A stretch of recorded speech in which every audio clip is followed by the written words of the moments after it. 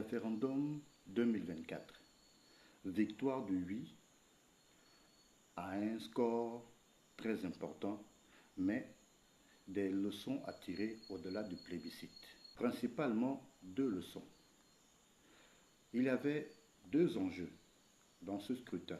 Premièrement, le taux d'abstention. Il fallait regarder si les Gabonais iraient massivement voter ou si, comme en 2023, beaucoup se diraient qu'il valait mieux rester chez eux. Parce que ce qu'il faut dire, c'est que au fil des élections, au fil des scrutins en République gabonaise, voyant que la victoire était toujours volée au vainqueur, c'est-à-dire que quelqu'un gagnait dans les urnes, mais finissait par être déclaré perdant, beaucoup de Gabonais avaient fini par se dire qu'il ne valait même pas la peine de se déplacer pour aller voter. Et là-dedans, il y a le fait notamment que beaucoup n'allaient même plus récupérer leur carte d'électeur. Beaucoup, en fait, les Gabonais ne s'intéressaient plus aux questions de vote.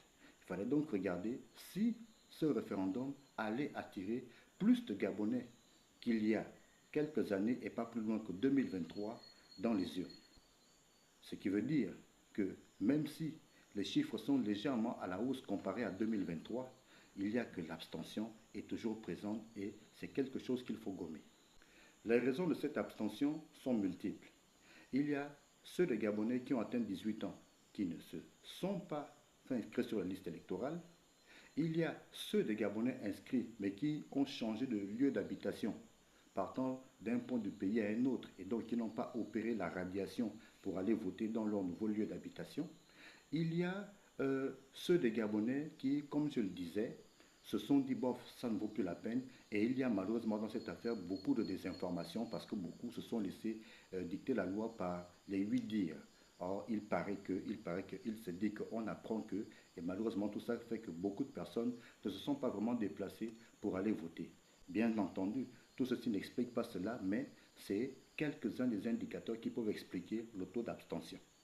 Leçon à tirer donc de ce côté, il faut mettre en œuvre des mécanismes pour ramener les Gabonais dans les urnes, pour les amener à se réintéresser aux questions électorales. C'est un travail qu'il faut mener dès maintenant dans la perspective des futures échéances électorales.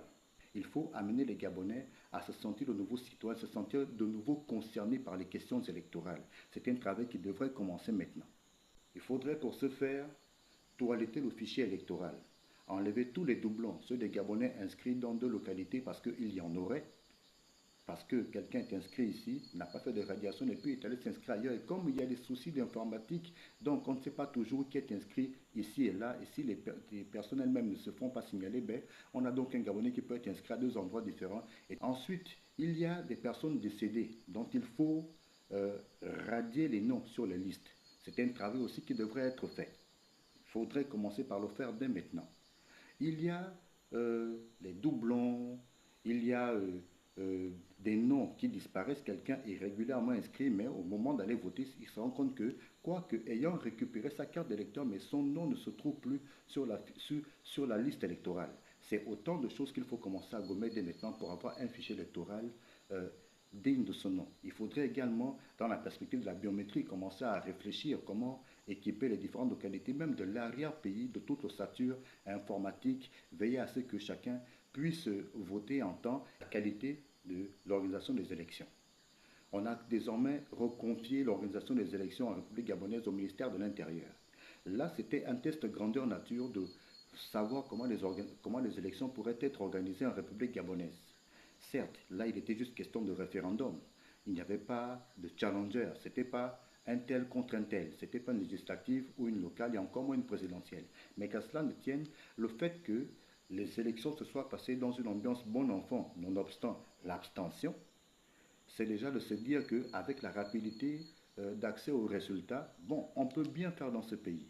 On n'a pas eu Internet coupé cette fois, il n'y a pas eu de coupure de téléphone, donc les gens ont pu communiquer pour savoir exactement quelles étaient les différentes tendances d'un point à l'autre du pays.